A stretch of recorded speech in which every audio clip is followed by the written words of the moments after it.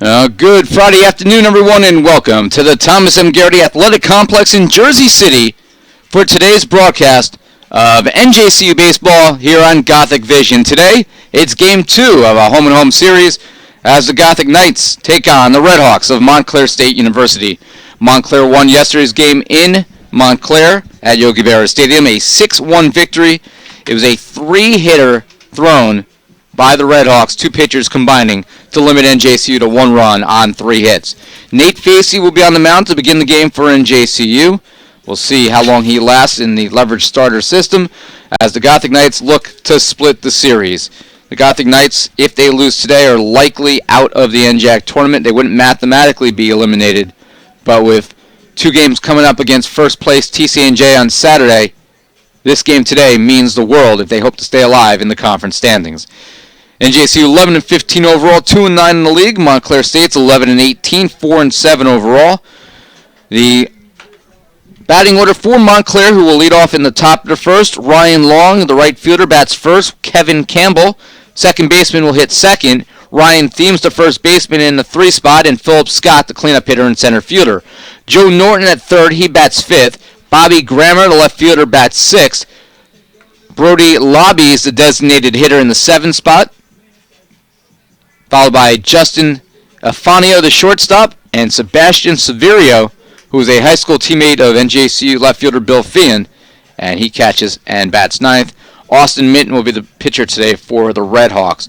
For NJCU defensively, Nate Facey, CJ Pulsini, that's your battery, with Dan Berardi, the NJAC Player of the Week, at first. Taylor Bourne will get the start at second base, with Nick Legato at short and Zach Buckholtz at third. Bill Feehan's the left, Nick Rossino in center, and Joe Catino in right. Tom Clear's your umpire behind the plate, calling balls and strikes. And Vincente Alexander Medina, he's the umpire in the field. So the Gothic Knights and the Red Hawks here in Jersey City on a day that's overcast and temperatures in the mid-50s. It rained this morning. The field's in pretty good shape considering. The first pitch by Facey is a low fastball outside.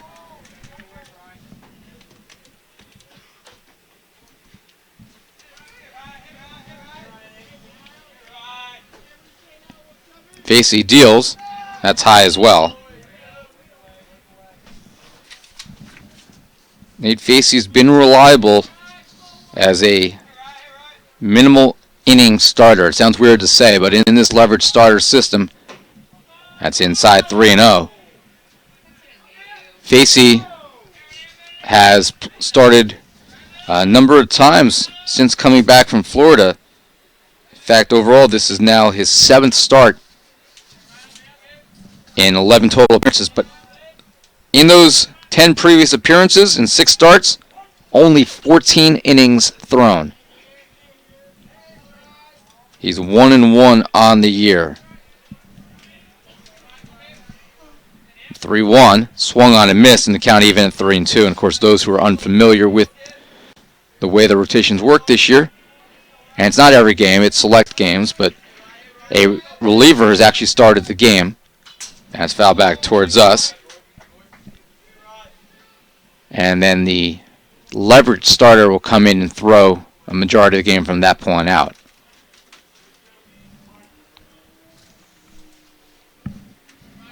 3-2.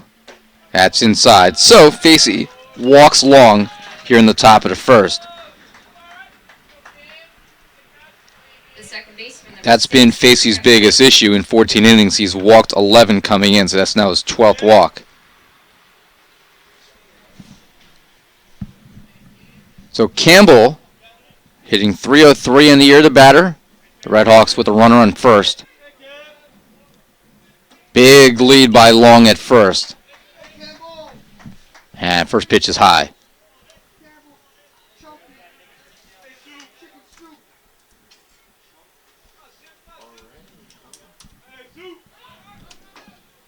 And it's low as well. So already, Facey's in trouble. Facey asks for time to tie his shoe.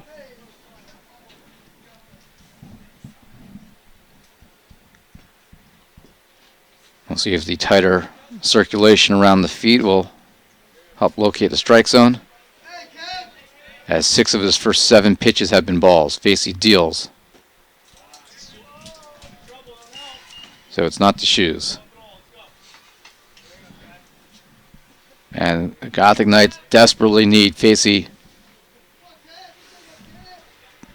to prevent from walking back-to-back batters to start this game. That is a called strike.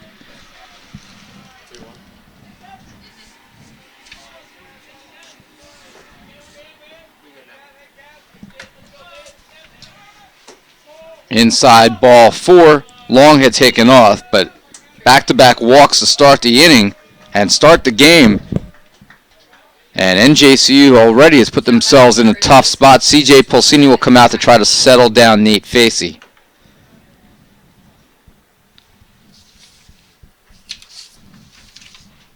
The first baseman, Ryan Thiem, a left-handed hitter, 5'11", 185-pounder out of Dumont, New Jersey. He's hitting .304 on the year.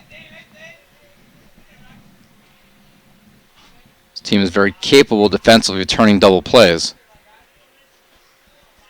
And that would be a welcome sign here after walking the first 2 batters of the inning. Thiem thought about a sacrifice, did not offer it, curved right over the plate. And for the first time today, Facey is ahead of a Montclair batter. So no balls and 1 strike. Drops down a bunt. Well placed. Facey out the field. His throw is in time. So it's a 1-3 sacrifice. Campbell to second and Long to third.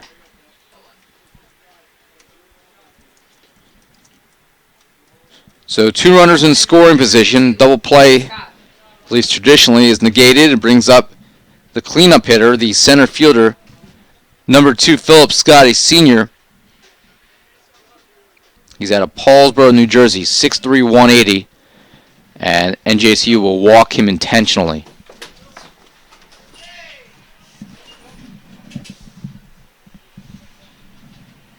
So an intentional pass to Scott will be the 3rd walk of the inning. And it will load the bases. And instead of pitching to a batter hitting .366, they will instead take their chances with the 3rd baseman, Norton. Joe Norton, hitting .290, will be due up here, a freshman out of Cranford.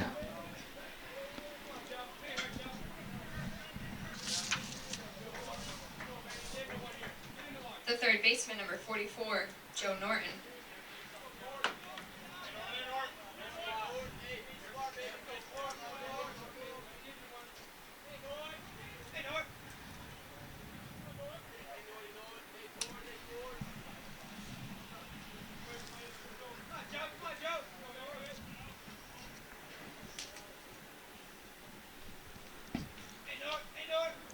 So Facey deals, and that's a strike.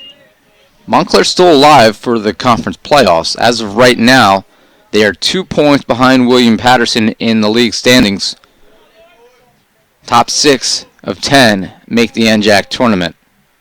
Facey deals. It's a called strike as well. No balls and 2 strikes.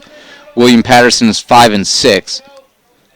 So they are just ahead of Stockton and Montclair, who are both 4-7. NJC and Rutgers Camden still alive at 2-9, but on life support. In the air, left center field. Racino's there. He'll make the catch. Oh, he dropped it. He caught it, and in the transition from his glove to his hand, dropped the ball. So he did catch it. It's a sacrifice fly, and Montclair State has a 1-0 lead.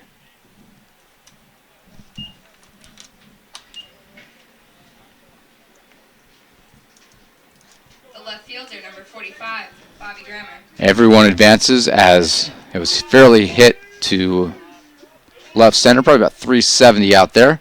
Campbell goes to third, Scott to second, with Long scoring to make it 1-0. So an RBI for Norton, and it'll bring up the left fielder Grammer, who's hit .444 in limited action this year.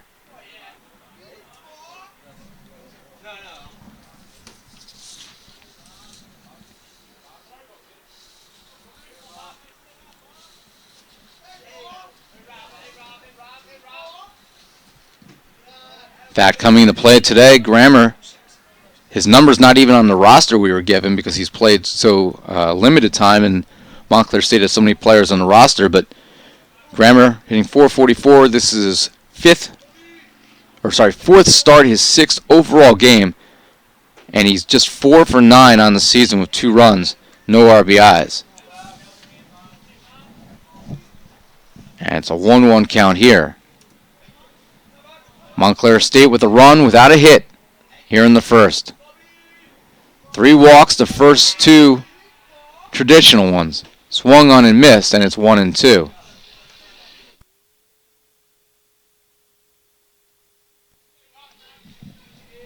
So 1-2. Basically trying to get out of a jam here with limited damage in the first. Chopped foul in front of the plate, and then rolls to the backstop, 1-2. Facey on the year, a .298 opposing batting average. Getting up 17 hits in 14 innings, but again, the walks have been the issue. Now 14, including the intentional pass today. Strike 3 looking on the outside corner. Facey, good location there with the fastball to get out of trouble here in the first. So Scott and Campbell, they're stranded on second and third. And in the first inning for the Redhawks, a run without a hit and 2 left on base. NJCU due up here in the bottom of the inning. The first inning for Montclair, 1 run, no hits, and 2 left on. Let's take a look here at the lineup for NJCU today. Zach Buchholz will lead off, hitting .284, playing third base. Taylor Bourne, who's been better of late. In fact, he yesterday had 2 of the 3 hits the Gothic Knights did in the loss to Montclair. He's now hitting .263, and he bats second. Joe Catino, now with 115 career hits, batting third, hitting .391. Dan Berardi, the NJAC Player of the Week. He's the cleanup hitter and first baseman. Lennon Gomez, a one-time NJAC Rookie Player of the Week. He bats fifth, the DH, hitting .302. Nick Racino, the senior center fielder, is hitting .330, and he will bat sixth. Bill Feehan, a 2-time NJAC Rookie Player of the Week. His .269 average now, and he's in left field batting seventh. C.J. Pulsini, Academic All-America nominee, catching and batting eighth, with Nick Legato, the team leader, with 4 home runs, the shortstop batting ninth. For Montclair State today, the starting pitcher will be number 16, Austin Minton, a junior right-hander, 5'10", 180, out of Roebling, New Jersey, a graduate of Florence High School. He will be throwing to Sebastian Severio, also, like Bill Feehan, out of Point Pleasant Borough High School. Ryan Thiem is at first, Kevin Campbell at second. Justin Afanio is the shortstop. The third baseman is Joe Norton. Left fielder is Bobby Grammer. The center fielder is Philip Scott, and Ryan Long plays right. So Gothic Knights will see if they can get even here. Trailing 1-0, and a fastball is a called strike on the first pitch from Minton.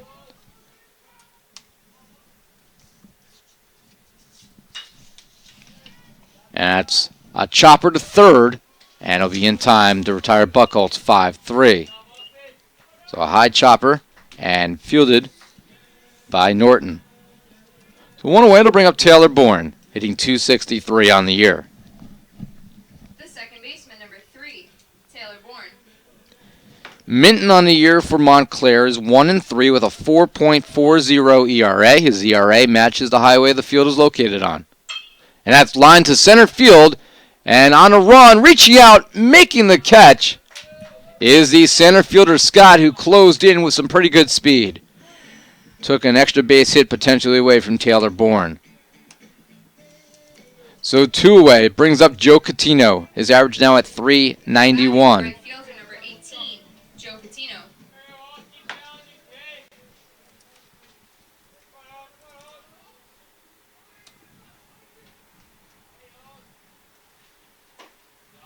That was a called strike.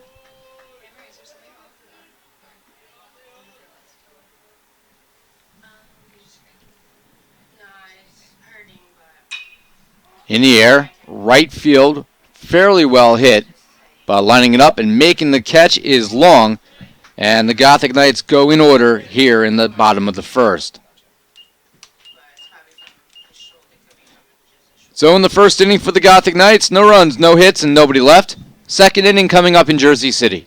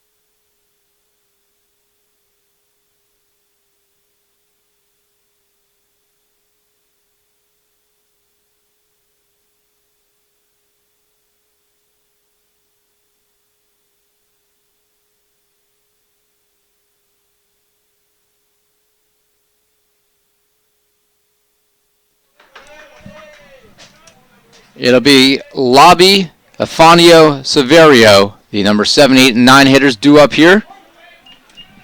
And Lobby, the designated hitter, hitting 195 in the year, very healthy head of hair. That's in the air. Down the left field line, foul territory on the run, Bulfian, but it's going to hop over the fence and out of play. And it's long, strike 2. Brody Lobby, I almost said Bobby Lobby. That would be a complete rhyme. Brody Lobby, a freshman at Windham, Connecticut, in Windham High School. He's 6'1", 175. And he swings and misses at the curve there from Facey. That's out number 1. Back-to-back strikeouts between the first and second frames here for Nate Facey. And it will be the shortstop, Justin Epifanio. He's a 5'10", 170-pound sophomore out of Egg Harbor Township in Atlantic County. And first pitch by Facey is a 55-foot fastball.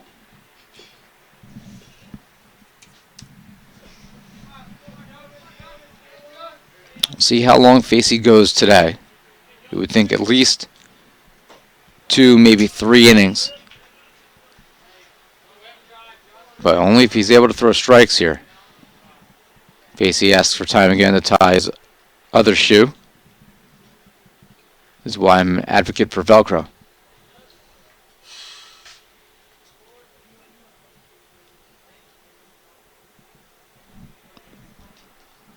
Two-0 count.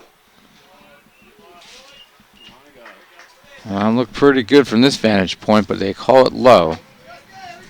So it's now 3-0 to the number 8 hitter in the lineup. And Afanio walks on 4 pitches. So that is the 4th walk allowed by Facey. The 3rd traditional walk, 1 intentional. Number 41, Severio. And Severio, former high school teammate of Bill Feehan, stepping to the plate, hitting .333.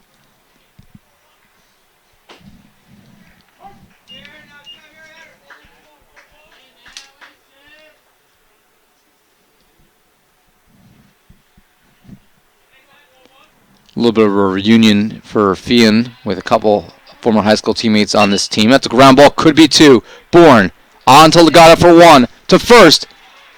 In time for the 4-6-3 double play, and the inning comes to a close. So the Gothic Knights, we talked about it in the top of the first, have really good double play turning ability, and we saw it on display there.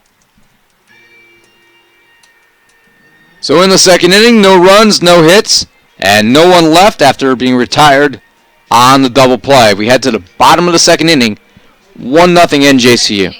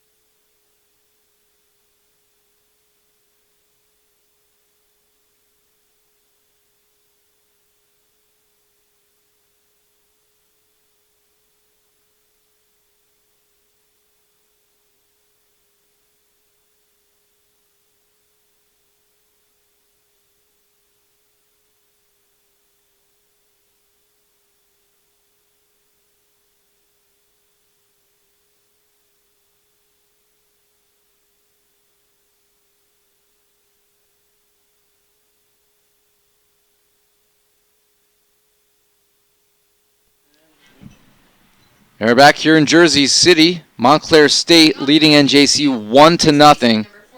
The Red Hawks with a run in the top of the first. Gothic Knights went 1-2-3 in their first turn at bat in the first inning. Dan Berardi will lead off. The NJAC Player of the Week had 16 hits in 8 games last week for the Gothic Knights as they went 4-4. It's called strike to Berardi, who's hitting .333 on the year. I think the most impressive stat about Dan last week was not just his offense, but at first base he was 80 for 80. Perfection defensively. That is not easy to do.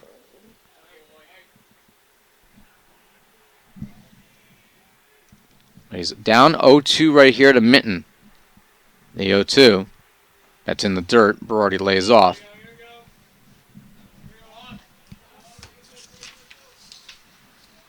Berardi on the year has worked his way up to now number 2 on the team in batting after being in a deep slump coming back from Florida. The 1-2. Check swing. And he held up, so it's 2-2. He was in such a deep slump that he actually got sat down. And he's worked his way out of it. The 2-2. Check swing again held up. So good bat control there by Berardi. And he works the count full to Minton. The 3-2. Ground ball towards shortstop. Epifanio's there. And his throw is in time. Berardi the first out. So with one away, it'll be Lennon Gomez, the rookie out of Edison, New Jersey, hitting .302. The designated hitter, number 24, Lennon Gomez.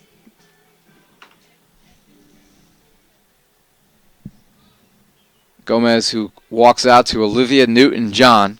He totally chose that song himself. And he swings and misses at the curve down at his ankles. Good pitch there from Minton. The 0-1. Fastball. Throws that one by Gomez. 2 quality pitches, and now it's 0-2. Back-to-back batters that Minton's been ahead of 0-2. Berardi worked the count full. What can Gomez do? And Gomez, deep to left field. How far is that going to go? Lennon Gomez has hit his second home run of the year. Lennon Gomez clears the left field fence. Big smiles as he rounds third. And he looks up and says a prayer. Lennon Gomez ties it at 1. His second home run. And the Gothic Knights, the Red Hawks, even at 1 run apiece. The center fielder, number 8, Nick Racino. That is the 10th home run NJCU has hit this year. They've given up 14. They have really started to claw away at that category that they trailed at for big numbers early in the season.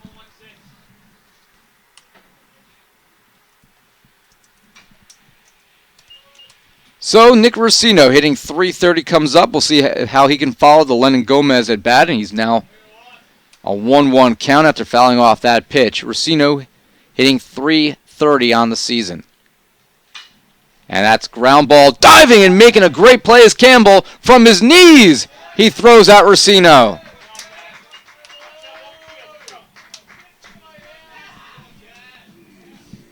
So two-way, Bill Feehan will step up. Has a smile as he looks at his former high school teammate Sebastian Severio, the catcher for Montclair State.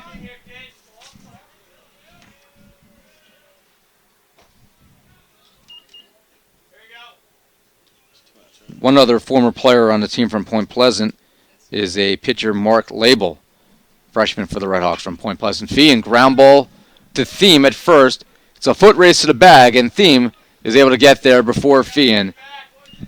And the inning is over for NJCU, but they're able to tie it on the second home run this year by Lennon Gomez. A long fly ball deep to left field that clears the fence just to the right of the 325-foot sign. 1 run, 1 hit, no one left. We're even through 2, 1-1.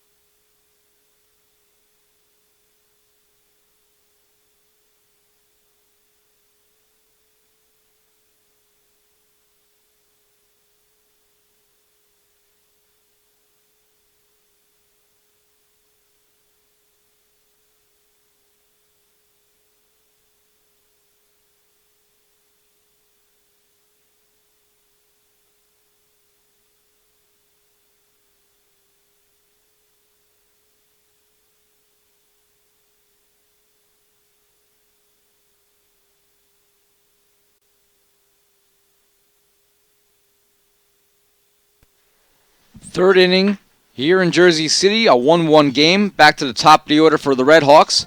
It'll be Long, Campbell, and Thiem. New pitcher for NJCU is junior lefty Kyle Kafer. Line drive right at Zach Buckholtz for out number 1.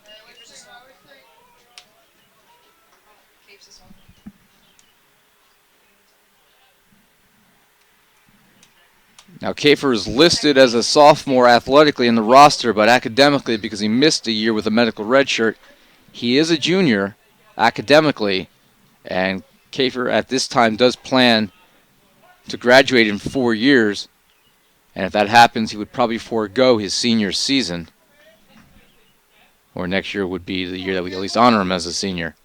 Depends what he chooses to do down the road. If he wants to go to grad school, that's in the air. Center field on the run. Nick Racino, he lays out and makes the catch.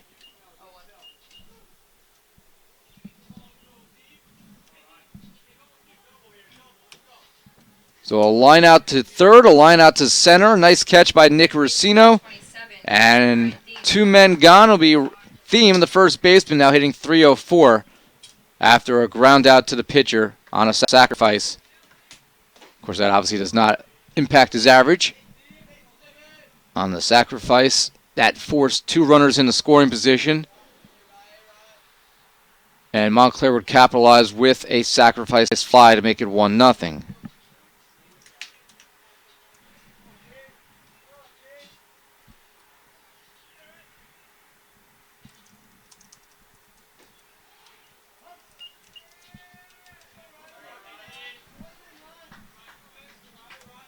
One and two here to theme. Kafer with a 1-1 game intact.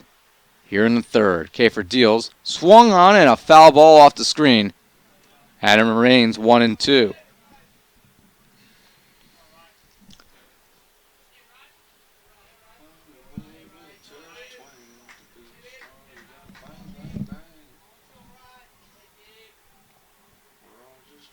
Ground ball. Bourne reaches out, backhand, throw to first in time. Well played by Taylor Bourne. And the Redhawks down 1-2-3 here in the third. So no runs, no hits, and nobody left on. Bottom of the third coming up in a 1-1 game.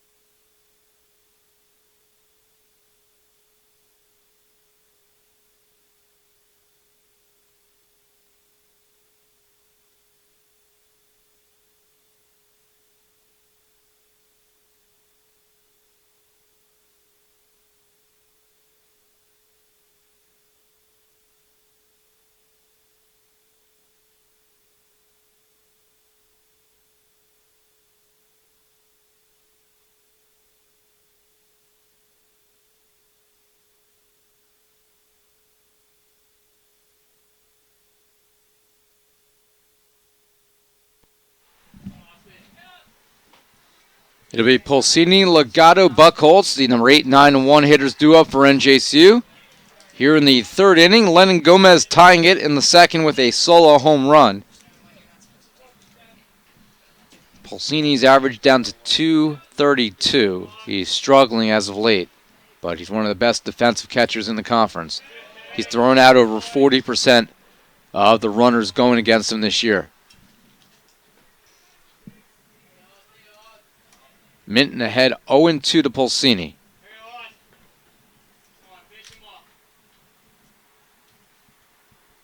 Pitch from Minton, and that's lined towards shortstop. 3 hops, booted. The throw is not in time.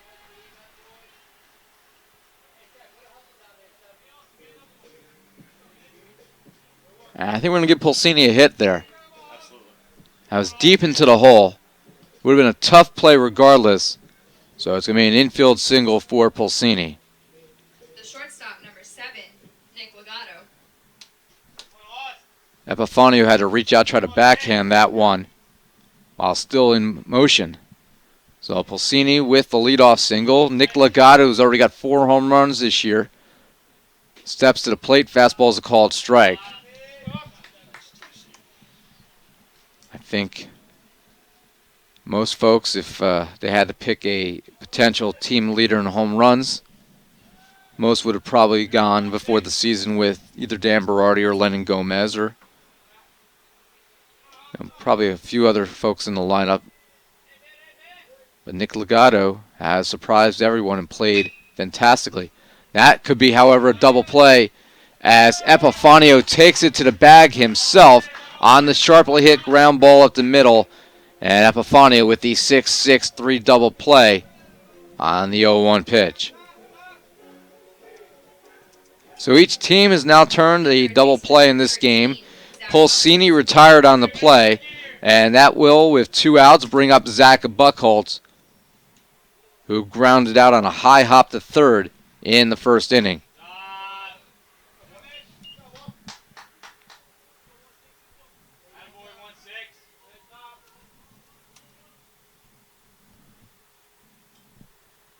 In the dirt, Buckholz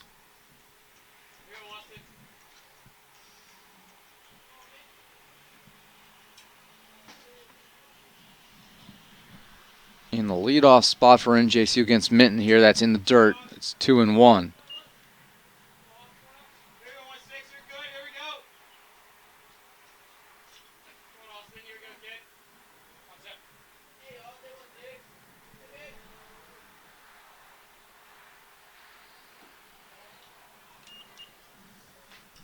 That's 3-1 to Buckholz.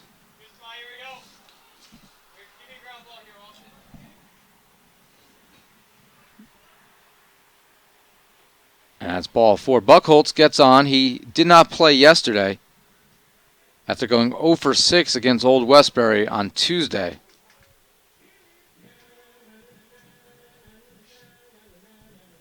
Now batting the second baseman, number 3, Taylor Bourne. Buckholz has been fairly consistent all year. His average for the most part has fluctuated between the high 280s and low 300s. He's been hitting as high as 340 overall.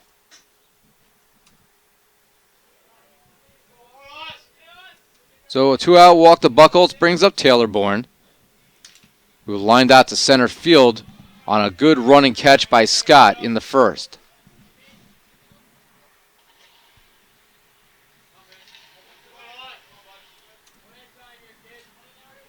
Taylor Bourne has started the last 4 games for NJCU.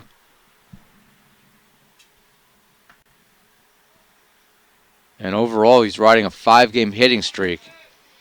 He's got multiple hits yesterday and also 2 hits against Stockton in Game 2 on Saturday. And that's inside. And Taylor Bourne, who already is the all-time school leader in hit by pitches, the record he painfully broke as a sophomore, continues to add to that all-time mark.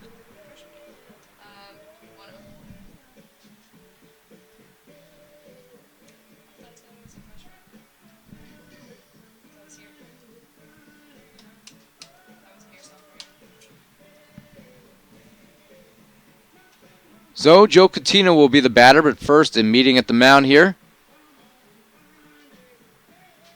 as the infield comes in and has a discussion.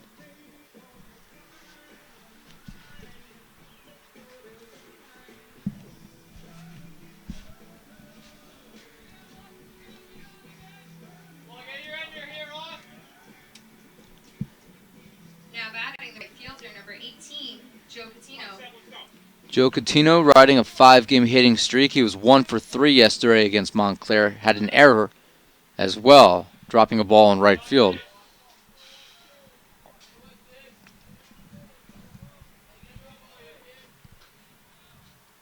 He's had 3 errors on the year. All have come against conference opponents.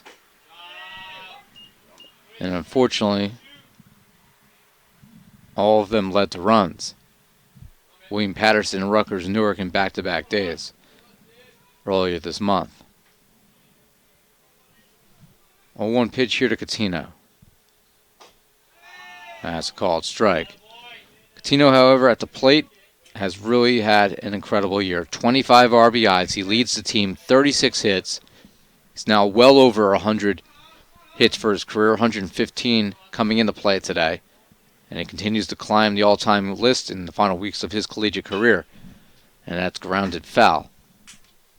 Remains 0-2.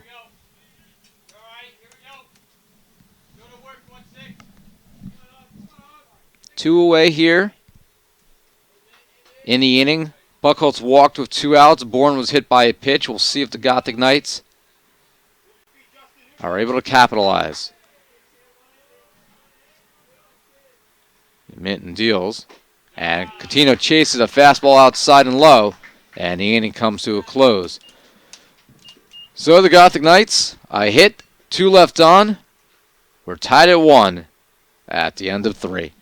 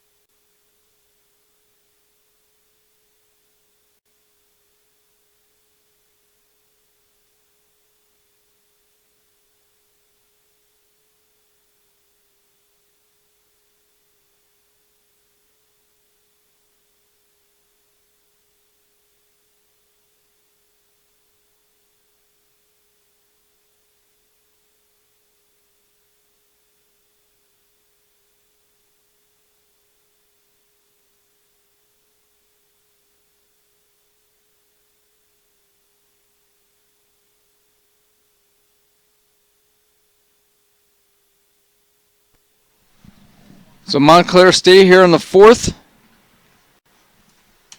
And it'll be Scott Dew up, the cleanup hitter. Was intentionally walked in the first inning. First time he's facing Kyle Kafer, who's out there for his second inning of work. Curve drops in, 1-1. Kyle Kafer, Gothic Knight, sophomore left-hander, 5'10", 185 from Bordentown, New Jersey, and Bordentown High School. That's off the plate. And wide to the left-handed hitting Scott. Kafer is a 4.34 ERA in the year. He's 1-4 on the season. Record is misleading, however. That's hit in the air to center field. And an easy play for Racino for out number one. Kafer could have actually been the winning pitcher last week against Stockton when he and Anthony Zaccaro split time, but because of the predetermined rotation and Zaccaro was so effective, we gave him the win and Kafer the save. Kafer actually has 2 saves on the year. He's a starter, but he's only started 3 times. He's made 9 total appearances coming into play today. Norton, who had a sac fly in the first inning to account for the only run for the Red Hawks. And he fouls off the first pitch on a bunt attempt. Kafer deals, and that's lined left center field, and it's going to fall in for the first hit for the Red Hawks.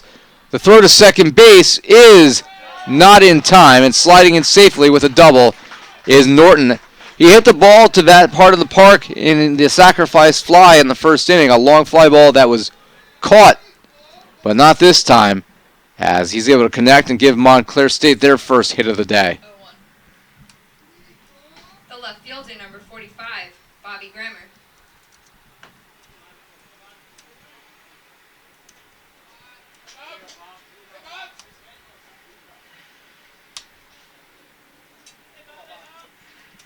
So Norton at second base, Grammer the batter, and he fouls that one off to our right onto the soccer field. Grammer struck out looking to end the first inning. A run on 2 hits for NJCU. The 1 run, a solo home run by Lennon Gomez. Montclair State, a run on 1 hit. That hit is Norton. He stands at second base with the double. And that's in the air to deep center field. On the run, Racino, he looks up, and 2 hands makes the catch. Norton going to advance, tagging on the play.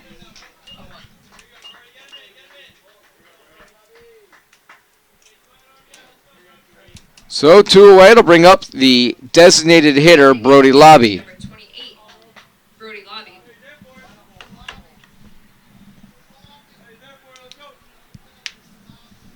Lobby's got long hair coming out of the back of his helmet.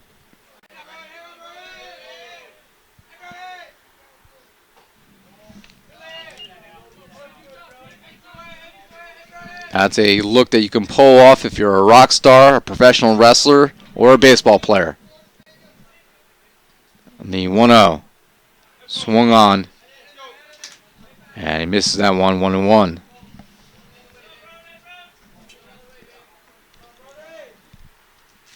I guess if you're a hockey player, you could probably get away with it too.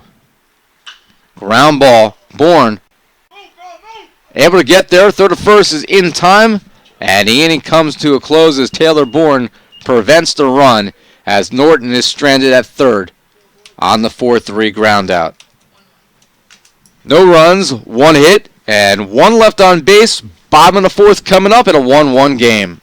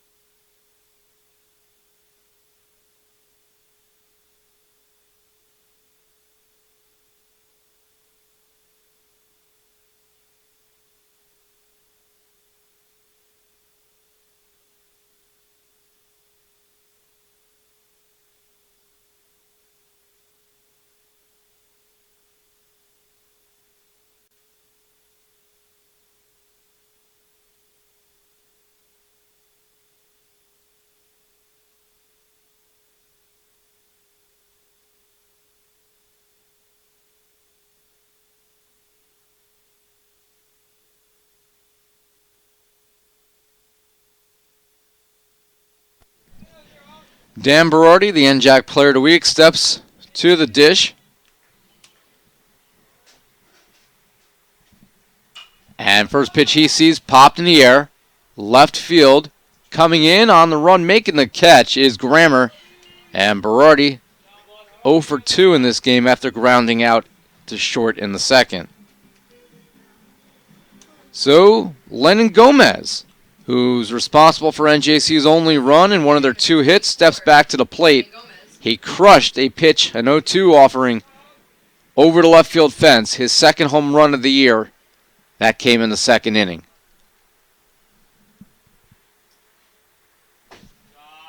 Fastball is a called strike.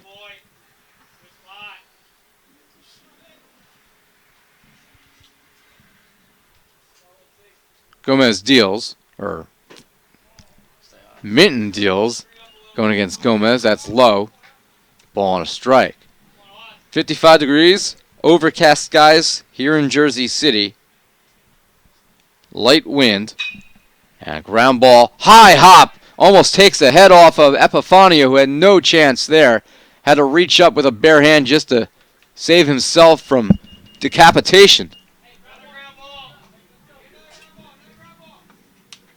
Nothing you could do there if you're the shortstop, Epifanio.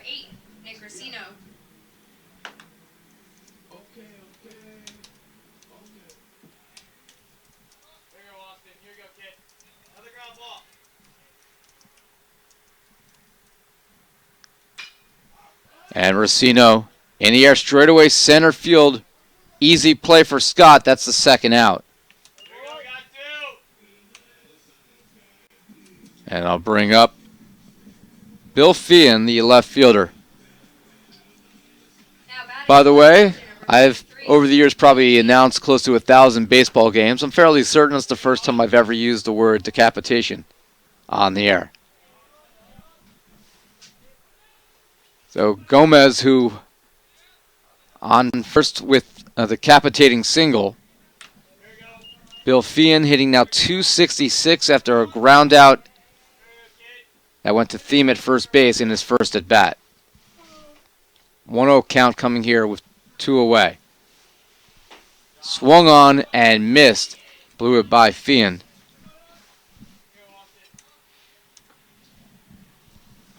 Been a well-pitched game by both sides so far. Facey started for the Knights before handing it off to Kyle Kafer in the leverage starter system. Austin Mitten's done a great job on the mound for the Redhawks. 1-1. Gomez fakes a steal, and Feehan fouls it off to her left. Splashdown coming in the bay.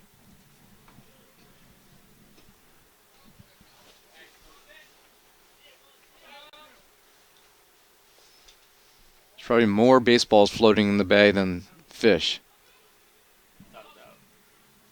Sean Gibney agrees with me. The 1-2, we'll have to wait. Throw back to first to check on Gomez.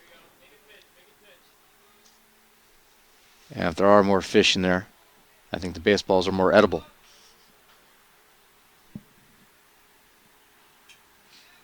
The 1-2, and it's a grounded foul to the right of Nick Cesare, who is the pitching coach for the Knights, but he's playing first today with Raj Subramanian. Still teaching class.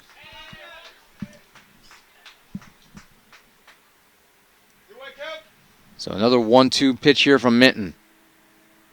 And it's lined and snagged by Epifanio, who flips to Campbell for the force at second base. So on a line drive, one hopper, Epifanio gloves it and flips it over to Campbell. The 6-4 putout retires Gomez, and the fourth inning comes to a close. The Gothic Knights, no runs, 1 hit, and 1 left. Fifth inning coming up in a 1-1 game.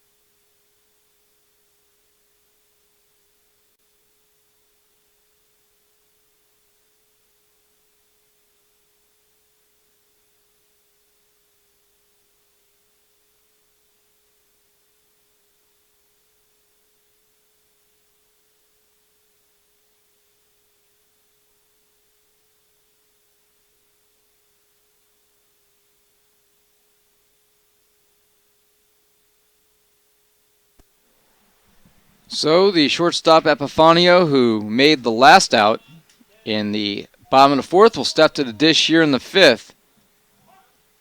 And first pitch from Kafer is a called strike.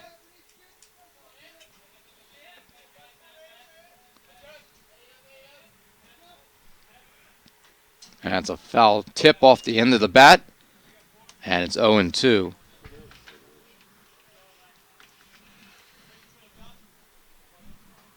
Justin Epifanio, sophomore out of Egg Harbor Township, 5'10", 170 pounds. Kafer deals, ground ball. Bourne, who's been busy at second base, on the run. Strong throw right to Berardi. So one away, it'll bring up the catcher, Severio. The catcher, number 41, Sebastian Severio.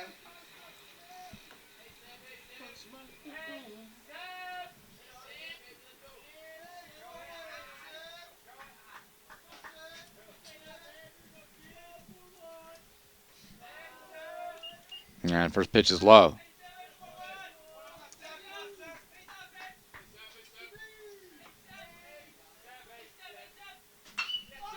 In the air to deep right field. Coutinho on the run. How far is that going to go? One hopper off the wall.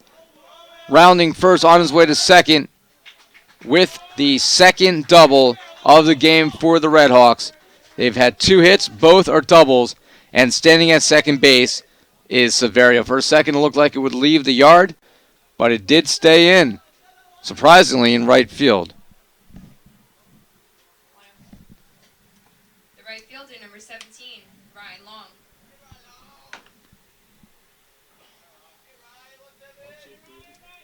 So one away.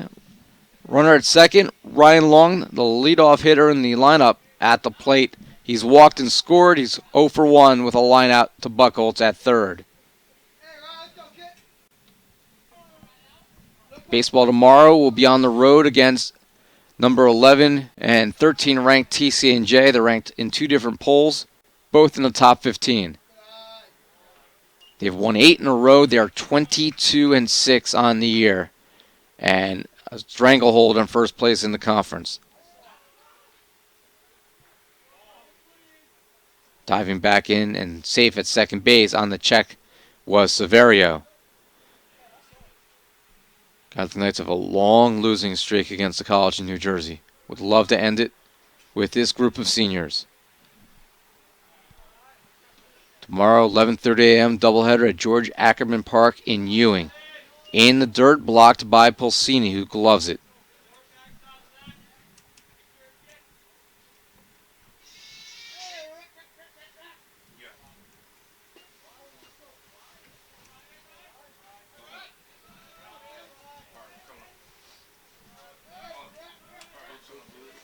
Kafer looks at second, deals. Fastball's a called strike.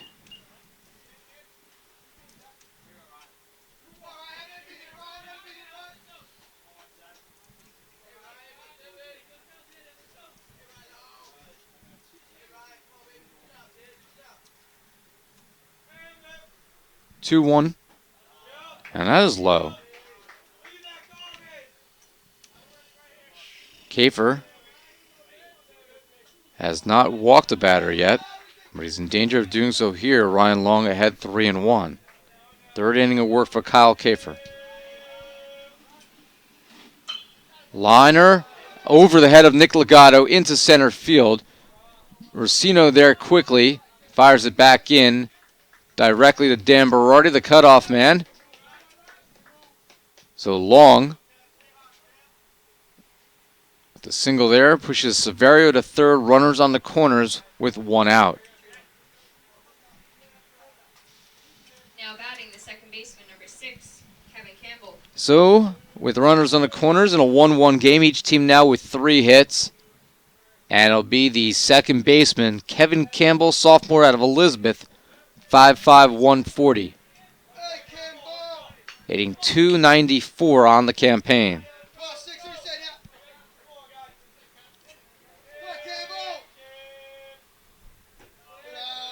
And that's high.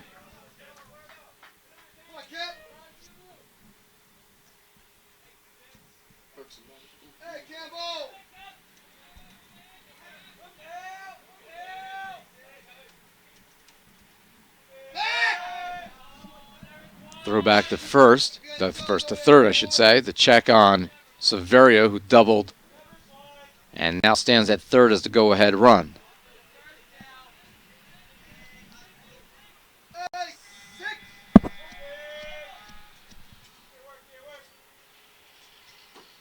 That's high as well. Ira Thor with you here in Jersey City at the Thomas M. Gerrity Athletic Complex. We are in the top of the fifth inning. NJCU, Montclair State locked in a 1-1 battle. Been a well-pitched game for both sides. Foul back towards us, and it's 2-1. Montclair took advantage of a couple walks in the first inning, scoring on a sacrifice fly. NJCU evened it in the bottom of the second inning on a solo home run by Lennon Gomez, and that's where we stand right now. Runners on the corners here with 1 out in the fifth. Kafer will check on Long at first.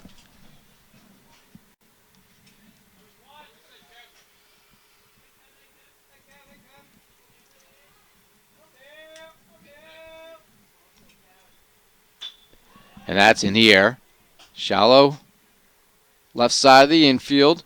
And it's Nick Legato with Bill Feehan on the run. But Nick Legato took charge, realized it was not popped up that high or far, and about 4 feet into the outfield was able to make the catch.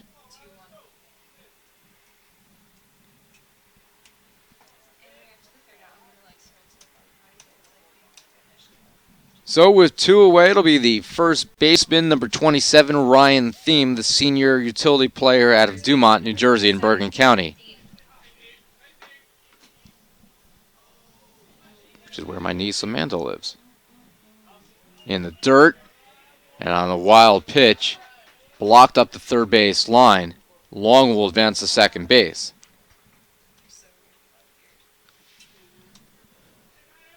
I just realized that. Good call, guys. C.J. Pulsini, for the first time in his Gothic Night Baseball career, is beardless. I've never seen him without facial hair.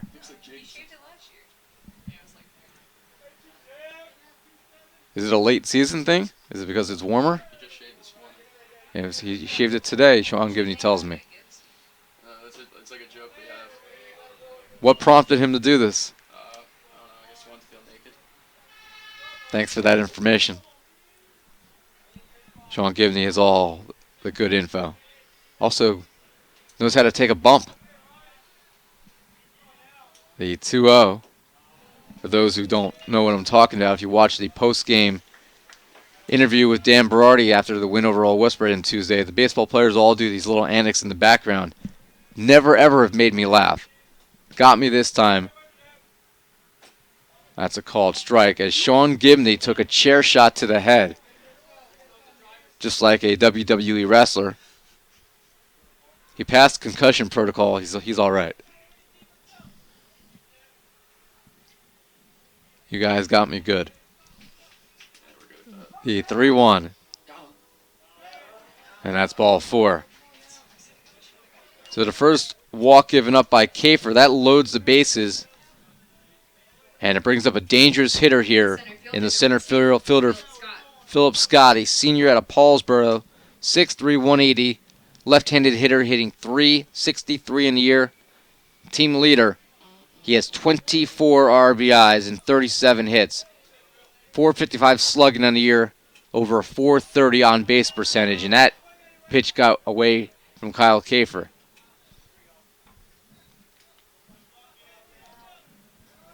To say Scott has offensively carried the Redhawks is an understatement.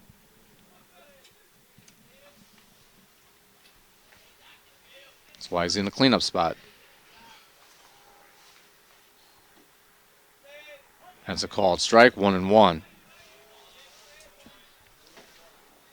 That video of Dan Berardi being interviewed and Sean Gibney taking a chair shot has had well over 2,000 views. Been one of the more popular videos that we've had on Facebook Live this entire year. Surprised nobody's pulled out a pie yet. The 1-1. Oh, you guys didn't think of that, did you? No. I'm giving the ideas here.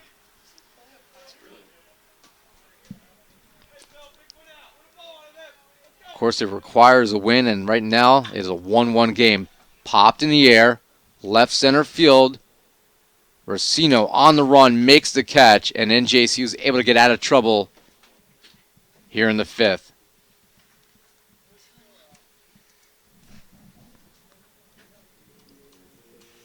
And we'll announce it to the crowd here at the Gerrity Complex as our PA announcer had to use the restroom. In the 5th inning for the Redhawks, no runs, 2 hits, and 3 left on. We head to the bottom of the 5th. It's tied at 1.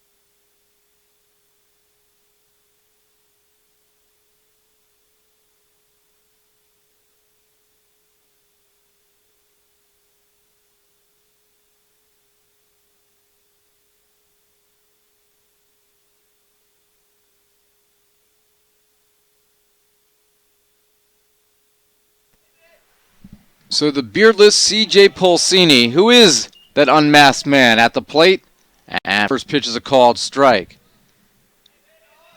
C.J. Polsini hitting 241 on the year after a single in his first at bat.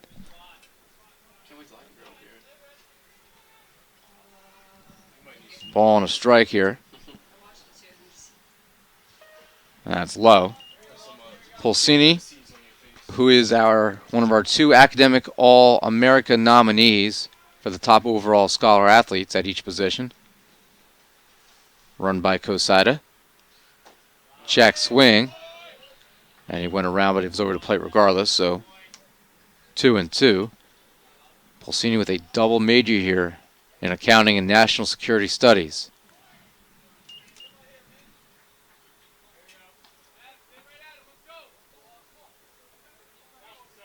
Has managed to hold on to a 4.00 GPA. The 3-2 in the air, right center field. Scott, long both over. Scott takes charge, makes the catch. So 1 away, and Nick Legato due up. The shortstop, number 7, Nick Legato. Nick Legato's hitting 279 now with 4 home runs on the season.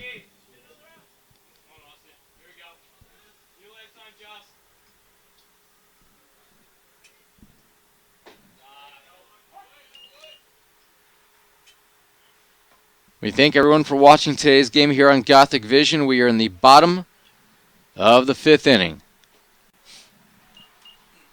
That is outside to Legato, so a ball and a strike. Each team with 1 run and 3 hits. No errors for either side so far.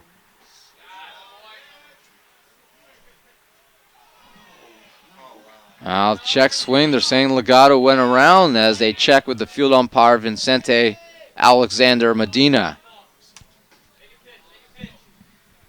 So the 1-2 coming here from Minton, who's been working really fast. And a swing and a miss, and that is the second out as Legato's down on strikes.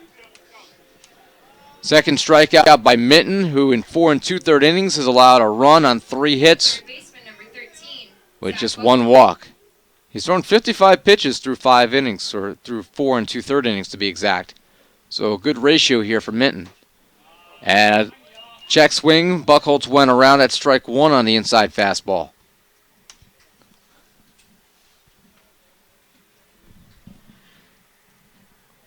The 0-1. Ground ball to short where Epifanio gloves it. His throw is wide, and there's your first error of the game.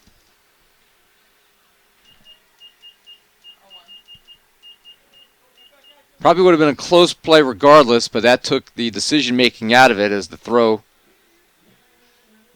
was between Buckholz and the first baseman.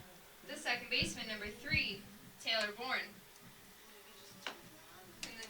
So, Buckholz on with the error by Epifanio. A check on him momentarily. Taylor Bourne, who was hit by a pitch and also lined out to center, steps in.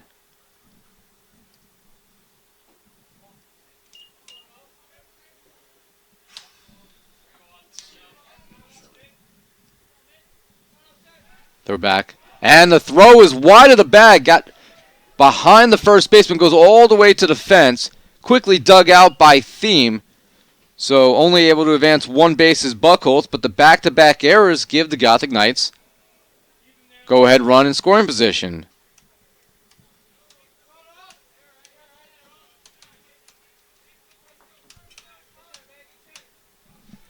So, a lazy throw as it was behind the runner, behind the first baseman, behind everyone. On what really is a routine play, allows Buckholz to get to second. And that's wide, 2-0.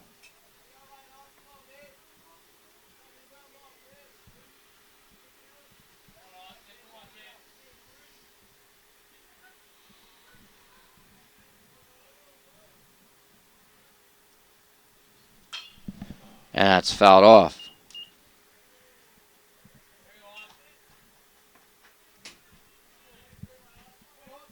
Taylor Bourne was hit by a pitch. The 27th time in his career he was hit by a pitch. That's more than double the all-time previous record.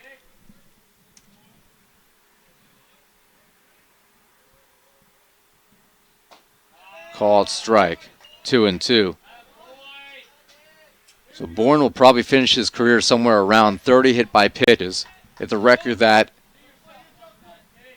may stand for years.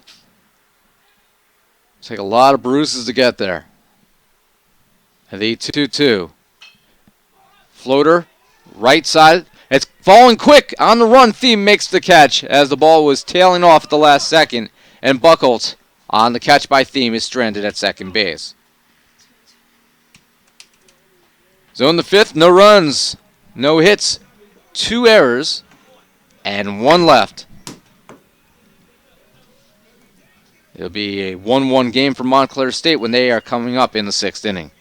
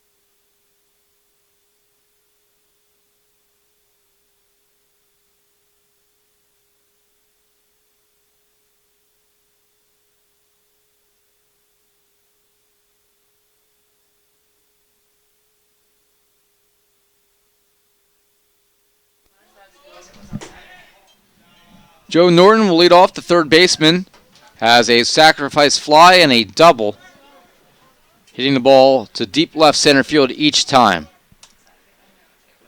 Kyle Kafer out there for a fourth inning of work. And it's a 2-0 count here to Norton, whose average is now at 298. Freshman out of Cranford, New Jersey.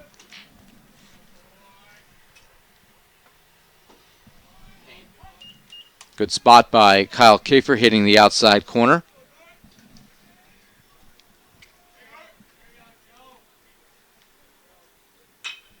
Ground ball. Gloved by Legato on the high hop, but the throw is short, dug out by Dan Berardi at first. And we talked about how Dan Berardi last week when he was the NJAC Player of the Week, probably the most impressive number was his defense, 80 for 80. He showed right there how first base is not necessarily a routine position. Every throw is not right to you. Sometimes you actually have to do work there, and he did right there. Who's the other Charger, by any chance? Oh, man, I hope you do.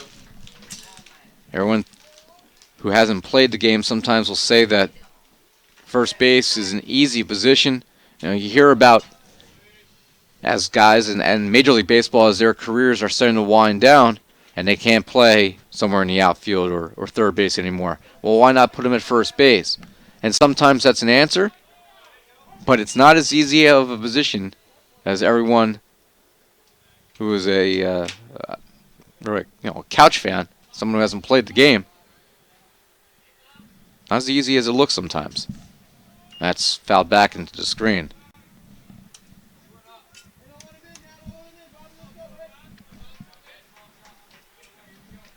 And when I played him back in the day, his position I never played was first. I typically played second or third.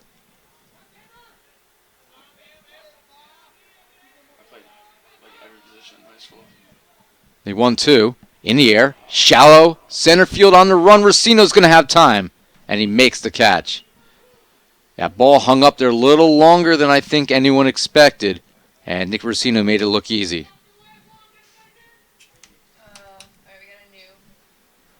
We're going to have a pinch hitter here. It'll be Joe Foote, talented junior right-handed hitter out of Wallington, New Jersey.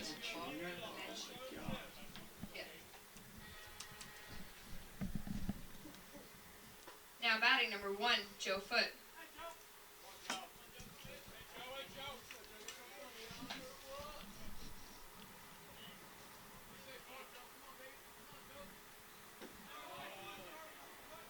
So Foote hitting .301 on the year. Played alongside Rob Kaminsky. 29 games on the year. Only the second time he has not started.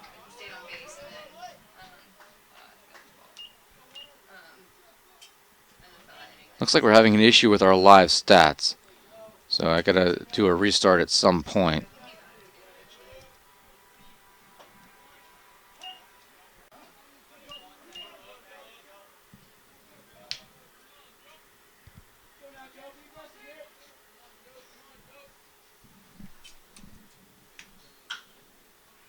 In the air, right center, Racino in time. He makes a catch and the inning comes to a close.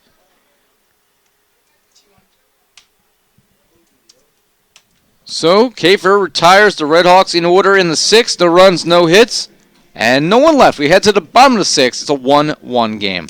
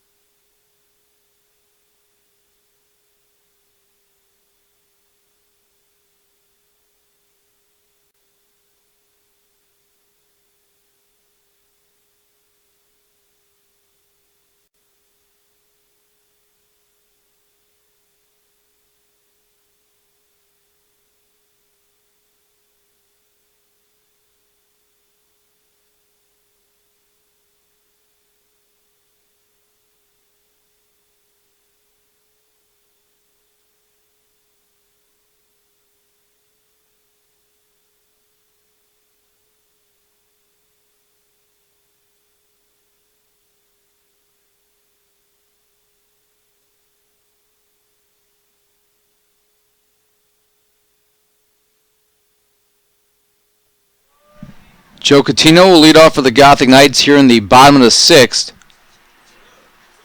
Teams are knotted at 1 run apiece.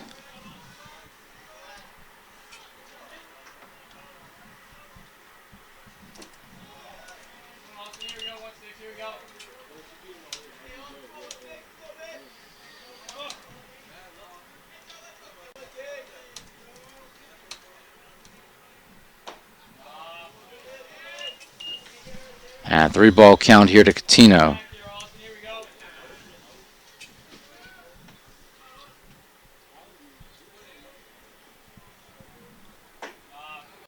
That's a called strike by umpire Tom Clare.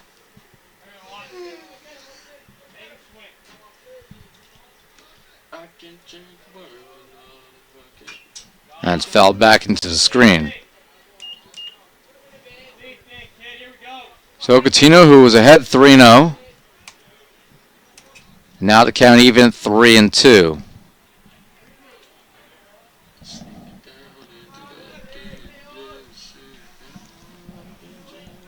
Minton deals, and that's fouled towards the NJCU bullpen and fielded on a couple hops by head coach Jerry Smith in the third base box.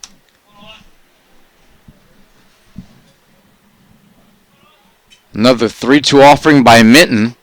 Strike 3 as Catino looks at a fastball on the outside corner.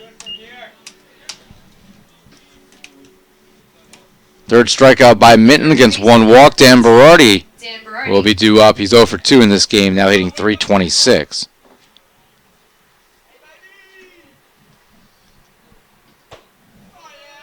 And that's a called strike.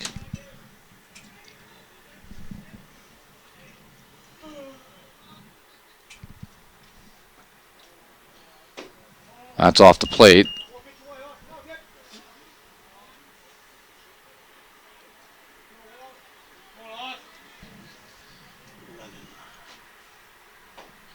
Check swing. And saying he did go around. So it's 1-2 here to Dan Berardi, sitting on 95 career hits. You would expect he would become the 3rd member of the team to join the 100 hit club this year. That's low. Joe Catino did it earlier this year, followed by Zach Buchholz. Dan Berardi, when he does reach the milestone, will do so in just 2.5 years. The 2-2. Ground ball into the hole. Long throw by Epifanio is in time. Berardi thought he was safe, and it was a matter of whether Thiem was able to keep his foot on the bag, and the field umpire Vincent Alexander Medina says he did. So with now 2-way, Lennon Gomez due up.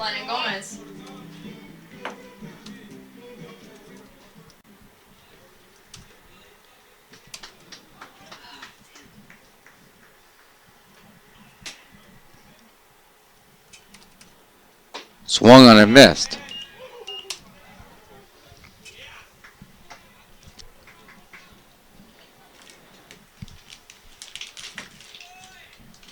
The 1-1.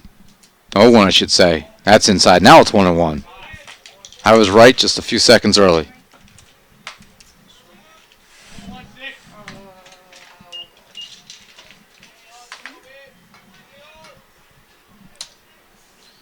Swung on and missed. Good pitch there by Minton, changing speeds on Gomez, who's already hit a home run today. So it'll be 1-2 here to Gomez with 2 outs in the 6th. Minton deals. Ground ball towards second base. Campbell will throw on to first, and the Gothic Knights go in order here in the 6th. First time they've gone in order since the 1st inning. No runs, no hits, nobody left. 7th inning in Jersey City coming up next.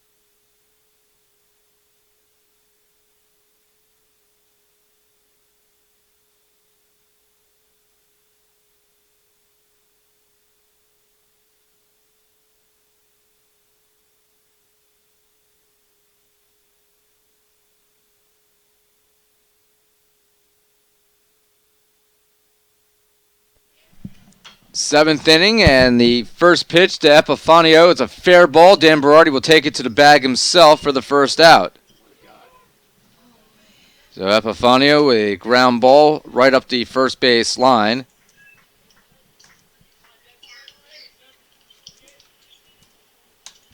Now bring up the catcher, Severio, hitting .343 on the year. He doubled in the fifth inning in his last at bat. Also grounded into a double play.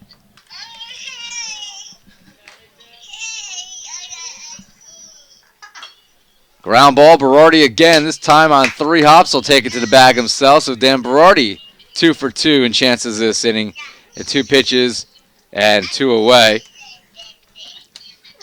In the background, you might be able to hear on FaceTime, that is my 2-year-old daughter, Julia, who wanted to talk to Dad. Dad is announcing a baseball game, so you guys to join me via FaceTime down in Monmouth County. Ryan Long, the right fielder, leadoff hitter, top of the order. He is 1 for 2 with a walk and a run scored. He singled in the 5th inning.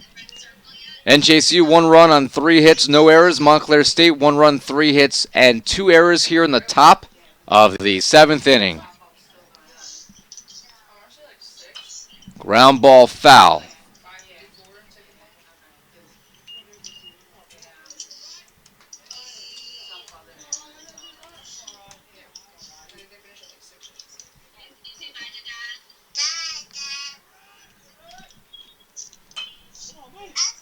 The 0-2, Legato at short. His throw is in time, and Montclair State goes in order here in the 7th inning on the 6-3 ground out.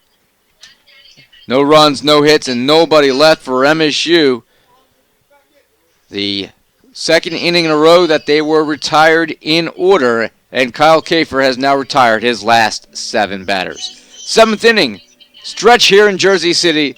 The Gothic Knights coming up next.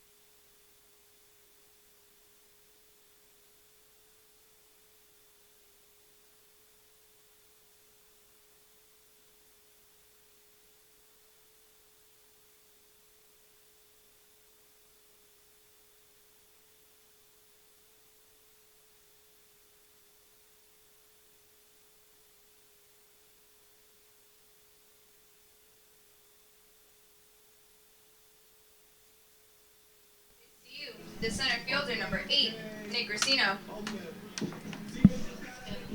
Bottom of the 7th inning, a really good pitcher's duel here in Jersey City.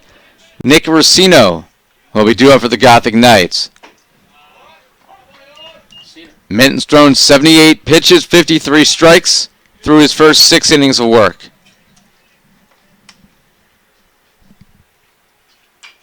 Chopped, foul towards the Gothic Knight dugout.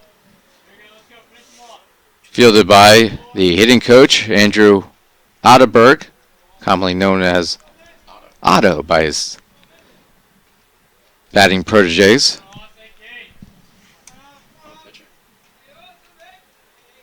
The 0-2 in the dirt.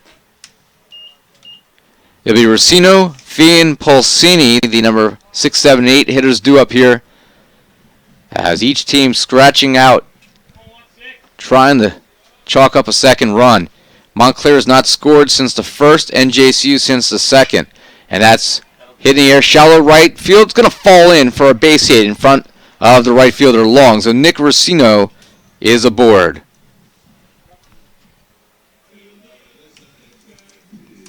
So with no one out and a man on will be Bill Fian, the left fielder due up.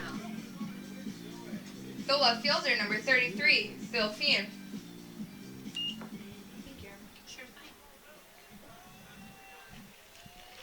CJ.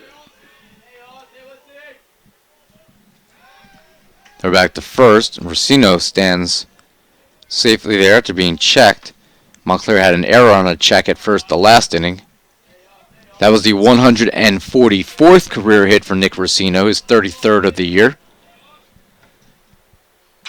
And that's lined towards right center field, and that's going to fall in for a base hit for Bill Feehan. Racino is going to have to stop at second after taking a wide turn.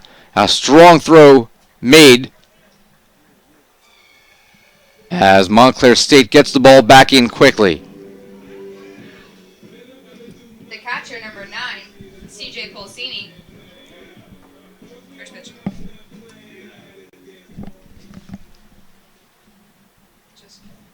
And we're going to have a timeout here offensively as they will talk strategy here with the beardless CJ Polsini conversing with head coach Jerry Smith, 6th season at the helm of the Gothic Knights.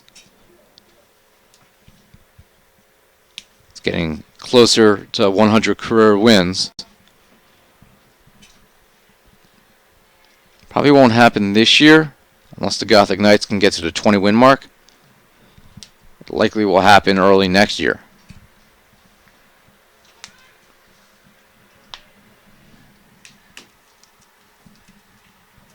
So Racino at second, Bill Feehan at first. That is the 4th and 5th hits for the Gothic Knights. And their first hits since the 4th inning.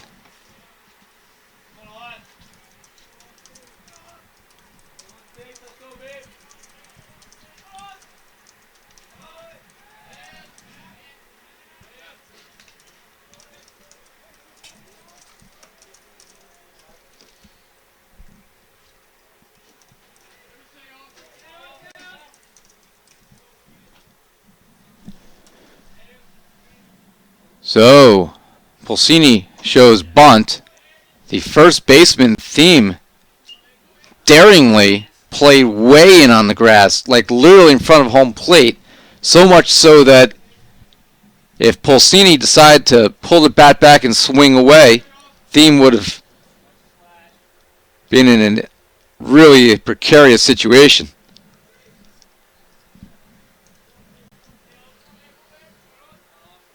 I think that's one of those unwritten rules of baseball, though. You don't do that there. Polsini swings and misses at that one. It's 1-1. Now, sacrifice here would probably be the right call. And you have speed at second in Racino. But if Theme's going to play in that much at first, they could potentially have a play at third. And Polsini's unable to get the bunt down, so I'd imagine here on a 1-2 count that he will not be bunting again.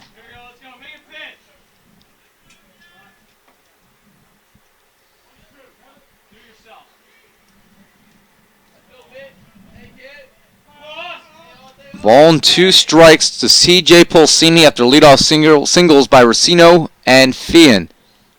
And he floats in the air, right center field, and it's going to fall in for a base hit. Racino around third. He's on his way. No, they hold him up. I thought for a second of the way he was taking the wind around third that he was going to come home and score, but Jerry Smith at the last second put the brakes on. 1-2.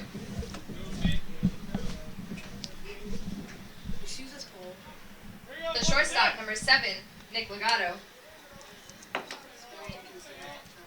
So now the bases are loaded. Polsini singles. Nick Legato comes up.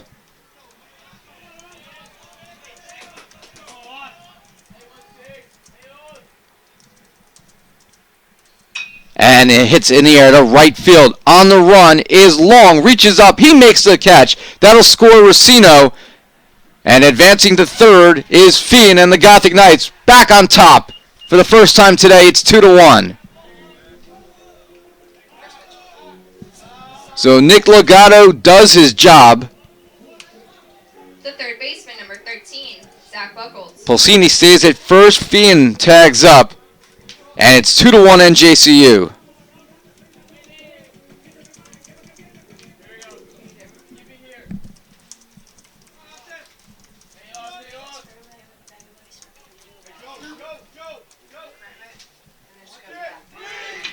And dropping that abundance, Buckholz, the flip to the plate is in time.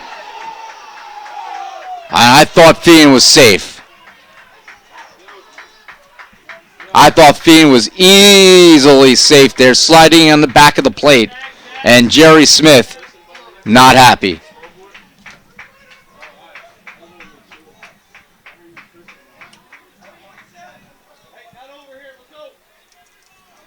So Pulsini goes to second base. Fian is out, and that could be costly for NJCU. As Minton flips to the catcher, Severio.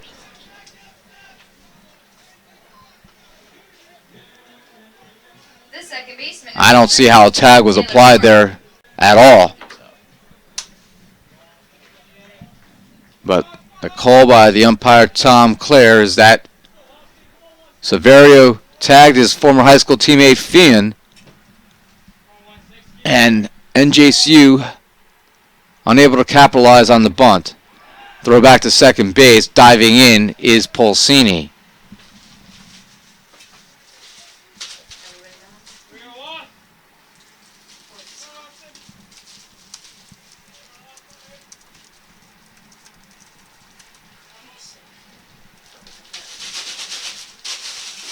Outside to Taylor Bourne.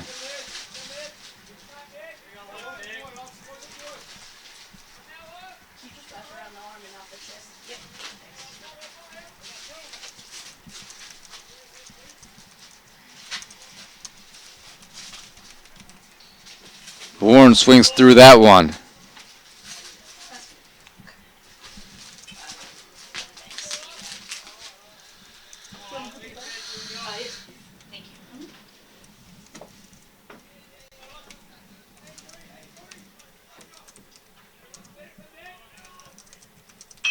Bourne, high fly ball, shallow right, on the run, and Campbell leaves it for Long, who makes the catch.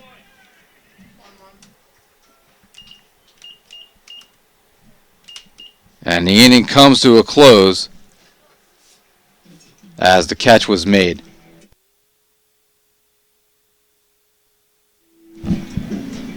So Bourne flies out to right. Buckholz and Pulsini are stranded on base. The Gothic Knights only able to break through with one, but they take the lead. A run on 3 straight hits and 2 left on. The Nick Legato sac fly to right. The difference right now, it's 2-1 NJCU.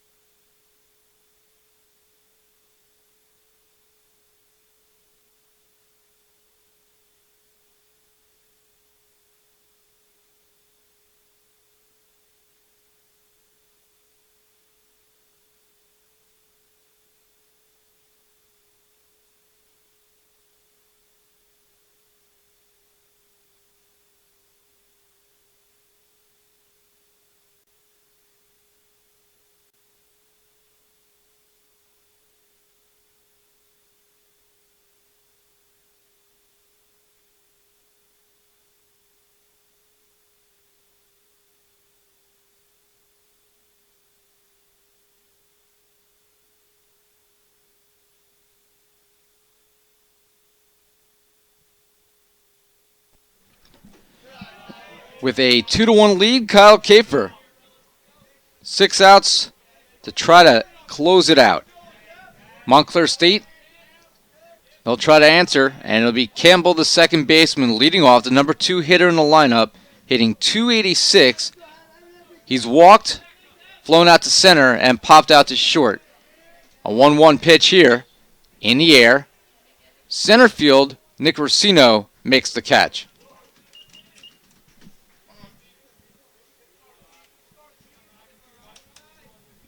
So with one away, it'll bring up the first baseman theme. Ryan Thiem, the senior out of Dumont, walked in his last at bat. 0 for 2 in today's game. And that's fouled off to our left.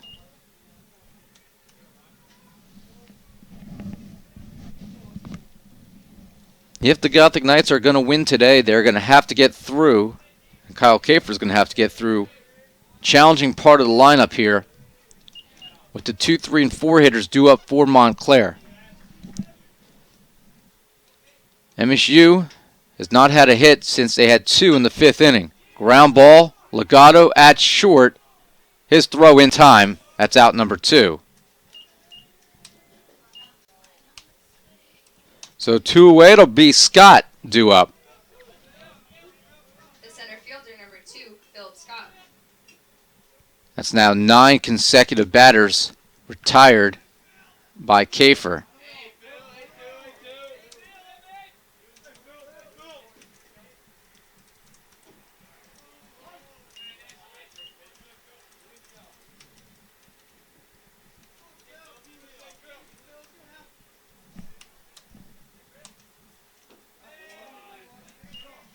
That's low, 1-1. The Gothic Knights have been in this situation before many times this year where they've led late in games. Dropping down a bunt, it's rolling foul. Was Scott, it's 1-2. The most notable is Ramapo a week ago. They led 3-0 going to the 9th inning. Mike Ramirez was throwing a 2-hitter, a beautifully pitched game. And Ramapo came back and scored 3 runs on the top of the 9th and 1 in 10 innings, 5-3. The Knights have led Willie Patterson twice late in games. They led Rutgers Newark 11-8, losing 14-11 in the final 2 innings. So closing out games has not been as easy as it might seem. 2-2 coming to Scott. Swung on and missed. Strike 3. And Kyle Kafer has now retired Montclair 10 times in a row. And he strikes out Scott swinging. The cleanup hitter goes down. And NJCU leads 2-1 through 7.5.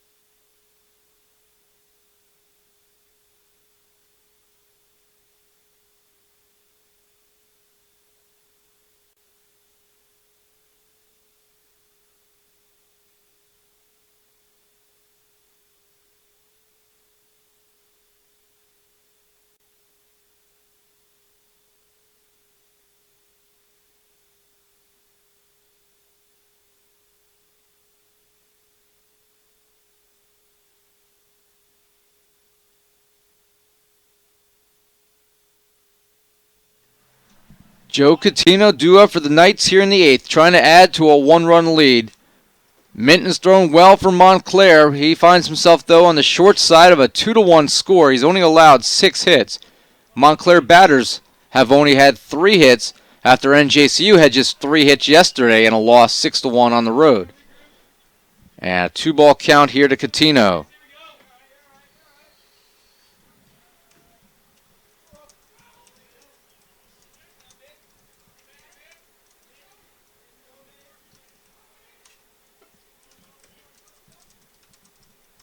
Ground ball right back to Minton, and he'll walk it halfway before flipping it to Thiem.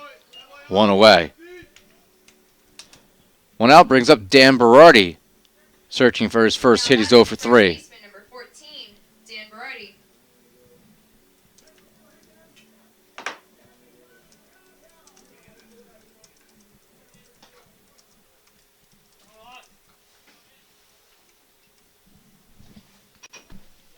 Chopped. Foul off the plate.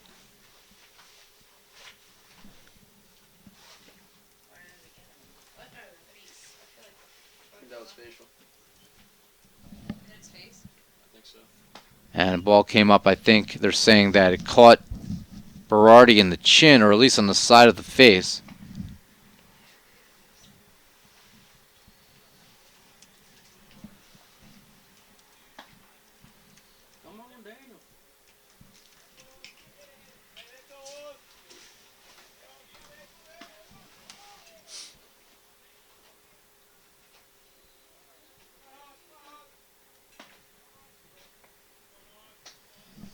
So after the foul ball, Dan Berardi shakes it off and steps back out there. That's a called strike. 0-2 here. Minton working quickly. He deals in the dirt. Berardi lays off. 1-2.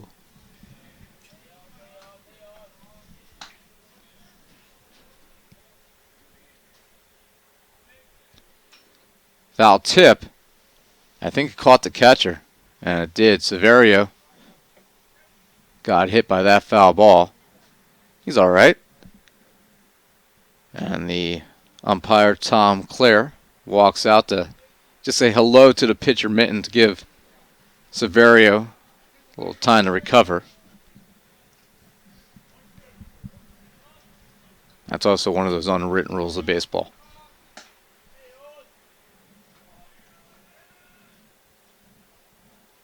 This will be the 100th pitch from Minton.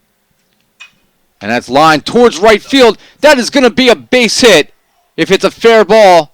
And it curls just foul at the very last second. Off the bat, it looked certain to be a fair ball. And then at the very last second, it was about a foot wide of the line, the chalk and right. Vincente Alexander Medina, the field umpire, signaling that one.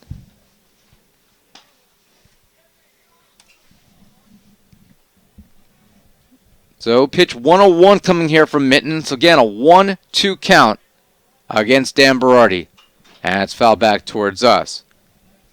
The reason I mentioned the unwritten rules of baseball, we actually had a journalism student here at NJCU reach out to me doing a project on the unwritten rules of baseball, and I passed them on to Nick Cesare, the Gothic Knight pitching coach. I thought that would be a much more interesting conversation. And that's lined to left field. That's a base hit. So Dan Berardi does get on. Takes a wide turn at first. Career hit number 96. And he's aboard with one out. 7th hit for the Gothic Knights. The designated hitter, number 24, Lennon Gomez.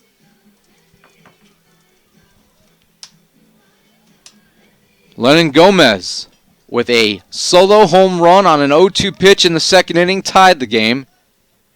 He also had a single in the fourth, so he is 2 for 3.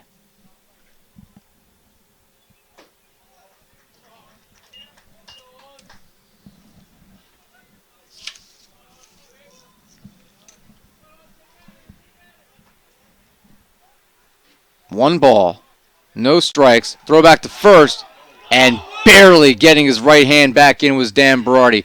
Berardi had already leaned towards second base, and just as he made that lean, Minton, almost like he had eyes in the back of his head, threw right to first at that very second. The tag by Thiem a hair too late. They throw back again. This time, another lazy throw. That's the second time that we've seen that happen, and Berardi dives in feet first on the throwing error by Minton. Earlier, Minton had a throwing error behind the runner at first. This one was kind of just lollipopped over, and you saw the result as it was short of the first baseman Thiem at first, and the Gothic Knights get a free runner at second.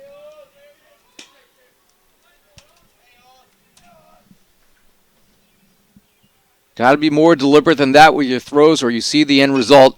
And Gomez in the air to deep left field. How far is that going to go? Lennon Gomez, his second home run of the game, and the Gothic Knights, 4-1 they lead. It went so far it took the left fielder Grammer over the wall with him, and the Gothic Knights, Lennon Gomez, his 3rd home run of the year, his 2nd of the game, big smiles on his face, and NJCU with a big lead now. It's 4-1 in the game they have to win. And you see the reaction from his colleagues in the dugout as Lennon Gomez goes boom. Now batting the center fielder, number 8, Nick Racino.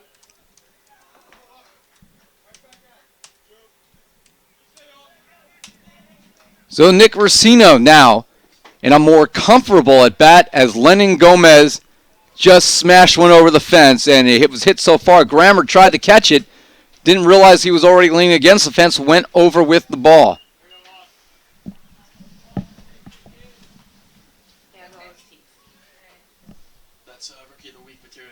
You think so, Sean Gibney? Absolutely. Ground ball towards second base. Campbell on the hop will field and throw to first. Did it actually hit his face? Yeah. For those Dan Berardi fans at home wondering how he's doing after getting a foul ball off the face, just fine. The left Tough as fielder, nails. 33, Bill Fian. That's a report from our athletic trainer.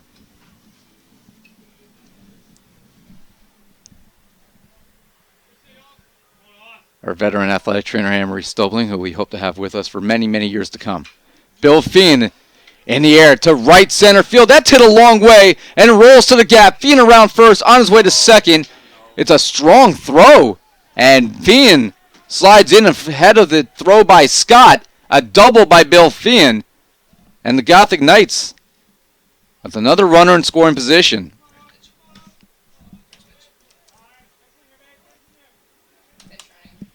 And we'll have a pinch runner. It'll be Joe Papamarcos, the freshman out of Lyndhurst, Brems Catholic graduate, coming in for Fian. And I think that's going to be it for Fian. They're going to make a call to the bullpen. Minton, after 108 pitches and a 4-1 deficit, NJCU getting to him here in the 8th. And his day is done.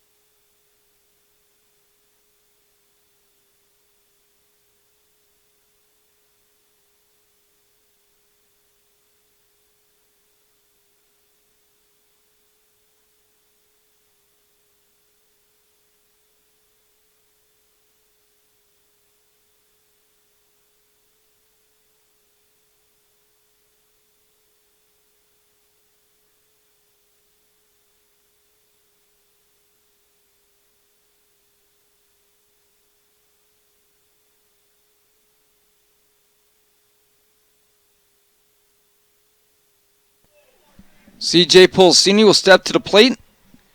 And a new pitcher for Montclair State. New pitcher is Taylor Parsons, a junior right-hander, 6'2", 180 out of Livingston, New Jersey. A submariner. And Pulsini takes him to right field for a base hit. Papamarcos stumbles going around third. The throw to the plate is going to mean plenty of time as Papamarcos is tagged out as he stumbled going around.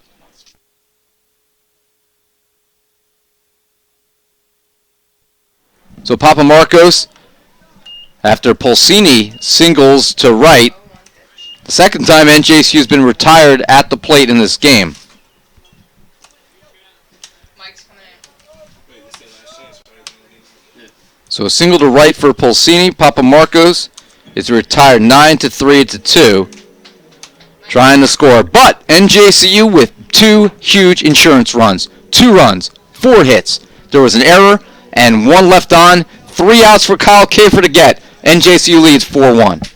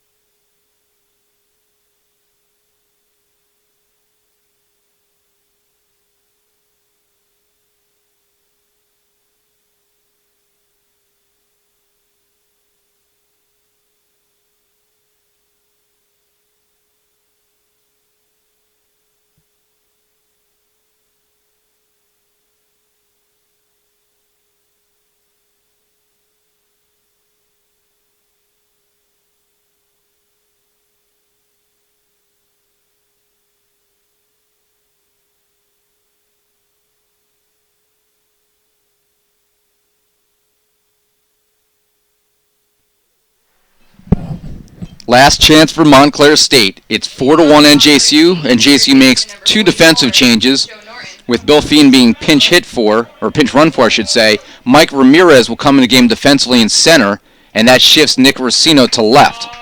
Meanwhile, Jeff Reineke, even though Taylor Bourne's done a really nice job at second base today, Reineke is a tremendous second baseman defensively, and he's now in the game at second. First ball hit in the air to right field. Joe Catino in the gap makes the catch, one away. So Norton flies out. And with one out, it'll be Grammer, the left fielder, who's hitting .333. Game right now that is an hour and 56 minutes old. Which is good because I have a meeting at 7 o'clock down in Central Jersey, so perfect timing. Thought I was going to be late for that one. Kafer, his pitch here to Grammer, to Reineke. 2 pitches and 2 outs, and Montclair is down to their final out. And it'll be the designated hitter Foot due up. The designated hitter, number 1, Joe Foot.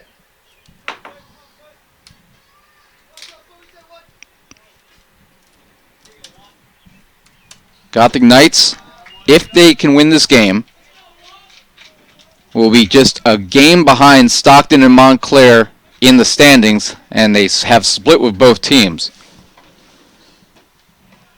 Oh, that was a second pitch. Never mind. I'm good. So a 1-1 count here to Foot, with NJCU having 2 games tomorrow against first place TC&J. If they can split with TC&J on the road, that really would change the dynamics of the last couple weeks of this season. 2 balls and 1 strike here. Kafer has retired 12 in a row. That one's fouled into the bay. Let's get it up here. Trying to leave this bad boy up here. When we get this out, we're going to put it up so. 2-2. Called! Strike 3 looking! Kyle Kafer retires the final 13 batters in a row, and the Gothic Knights have beaten Montclair State today on the power of 2 home runs by Lennon Gomez, 4-1. NJCU beats the Redhawks 4 runs, 10 hits, and no errors. For Montclair State, a run on 3 hits and 3 errors, a combined 3-hitter by Nate Facey and Kyle Kafer, who went the final 7 innings. In the 9th inning for the Redhawks, no runs, no hits, and no one left on. Your final score today, New Jersey City 4 runs, 10 hits, and no errors. Montclair State 1 run, 3 hits, and 3 errors. With the win, the Gothic Knights improved to 12-15 overall, 3-9 in the league. Montclair falls to 11-19, 4-8 in the league. Baseball is back in action tomorrow. They will take on 11th ranked, the College of New Jersey in Ewing. Doubleheader beginning at 11:30 a.m.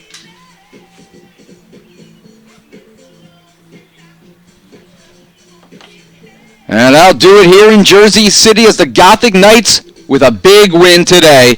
A win they had to have to stay alive if they have any chance of making the NJAC tournament. And with the ECAC still a possibility, get closer to 500 on the season as we get down to the final quarter of the season. So, 4 runs, 10 hits, and no errors. Montclair State a run on 3 hits and 3 errors in a game that took 1 hour and 55 minutes officially to be played, as the first pitch was officially 1:37, and this one ended at 5:32. So a very quick game, by far the quickest game of the year. Final look at the details of this one. Montclair State with a run in the first. The Gothic Knights tied it with a solo home run by Lennon Gomez in the second. Got a run back for a 2-1 lead in the bottom of the 7th on a sac fly by Nick Legato, and that's when Lennon Gomez did it again. His second home run of the game, a 2-run shot to left as NJCU moved ahead 4-1. That is your final score. Kyle Kafer came in for Nate Facey, And all Kyle Kafer did was throw perhaps the best game of his collegiate career. 7 innings as the leverage starter. He struck out 2, walked 1, allowed 3 hits, and a shutout performance over 77 pitches. So NJCU beats Montclair by a score of 4-1, their 12th win of the year, a win they needed to have. Our next broadcast here on Gothic Vision, weather permitting, will be on Sunday when the baseball team is on the road at Moravian. That means the softball team's at home in makeup action. They'll take on Hunter College in the first of 3 straight days of home softball doubleheaders. Hunter on Sunday. On Monday it'll be Staten Island, and then TC&J on Tuesday.